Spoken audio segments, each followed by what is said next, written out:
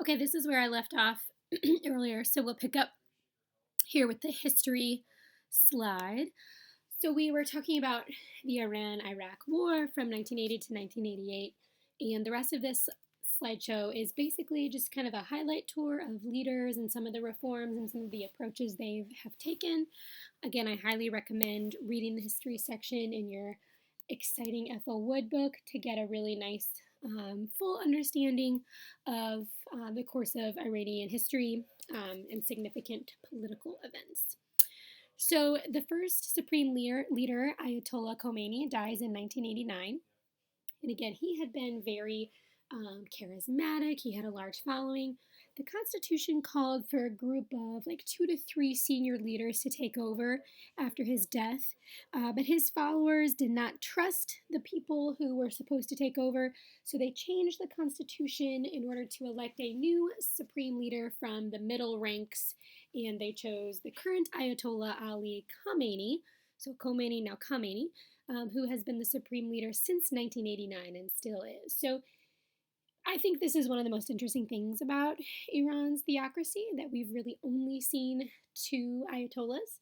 I think that's really, that's incorrect.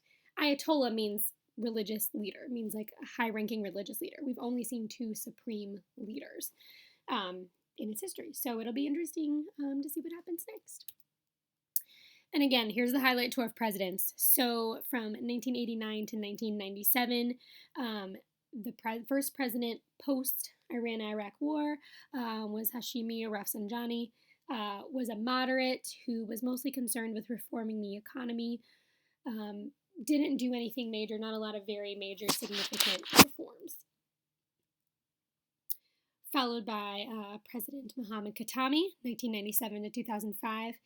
He kind of took the country by surprise in winning the election.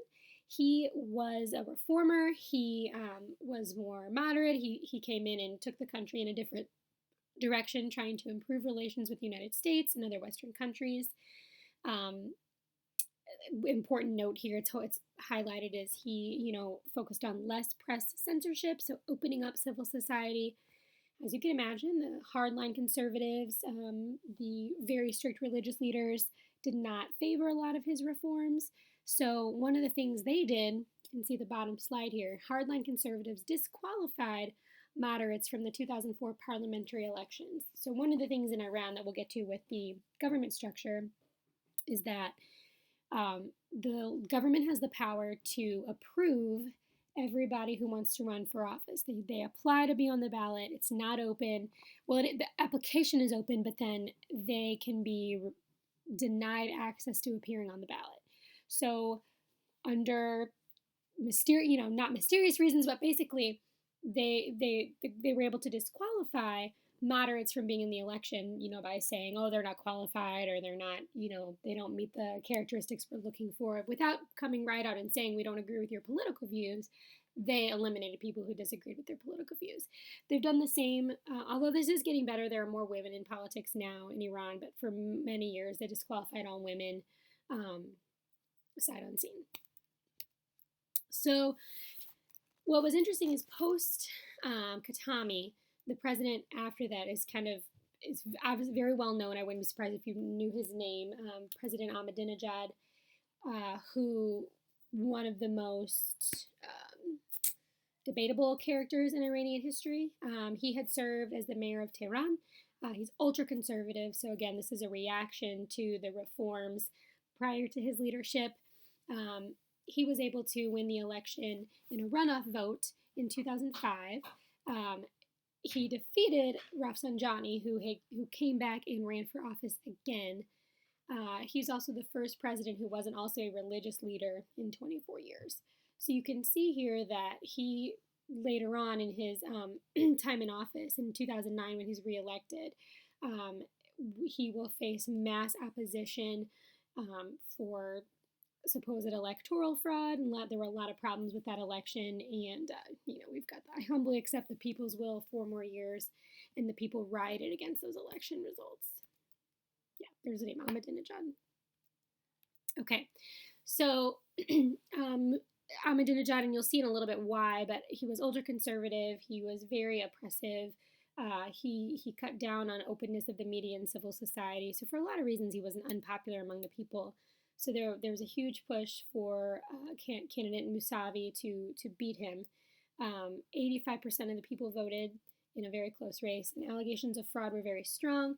Mousavi refused to accept the results of the election. I'll post John Green's video. It's in here, but I'll post it. It's really good because John Green sort of came on live and said, this is what's happening right now. So Mousavi, urged his supporters to take to the streets to protest the election results.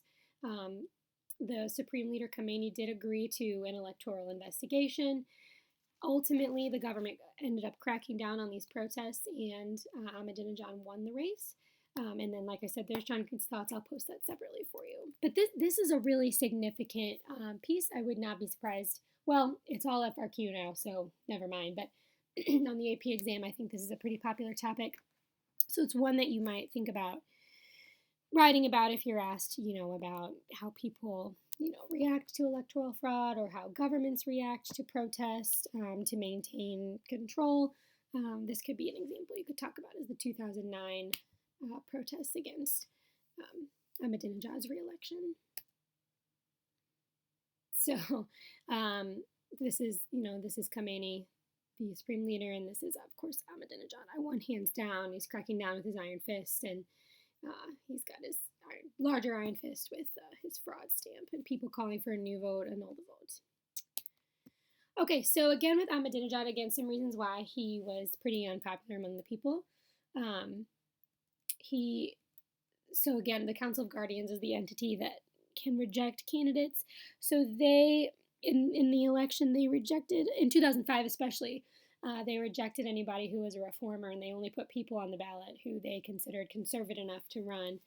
So he worked to further restrict public freedoms, shut down reformist newspapers, arrested journalists and civil society activists, people who, were accused of spreading, misinformation, who were really just spreading information, were jailed. He created a morality police to enforce the Islamic dress code. This is something that's still very much debated in Iran today. Women it's law that women have to wear the veil. There have been women who have been given very extreme jail sentences for speaking out against that or for violating that law in public.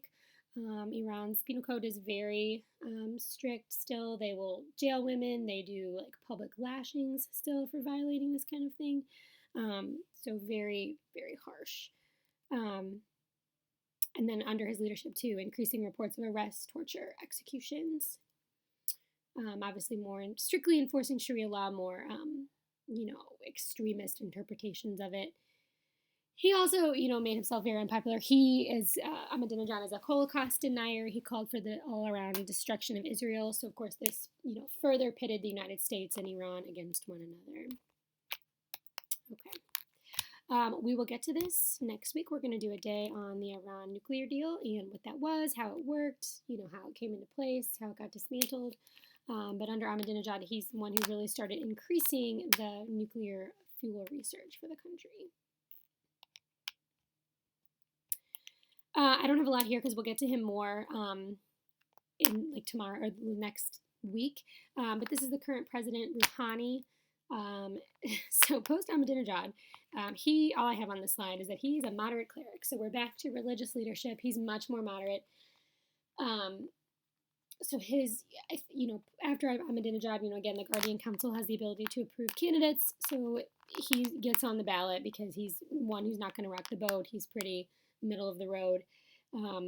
And I want to not go too much in depth with him here since we'll do more on his current leadership when we get to issues. But he's the current president who was elected in 2013 and then re-elected in 2017 and is still in his position now. This you should have already watched, and that will wrap this up.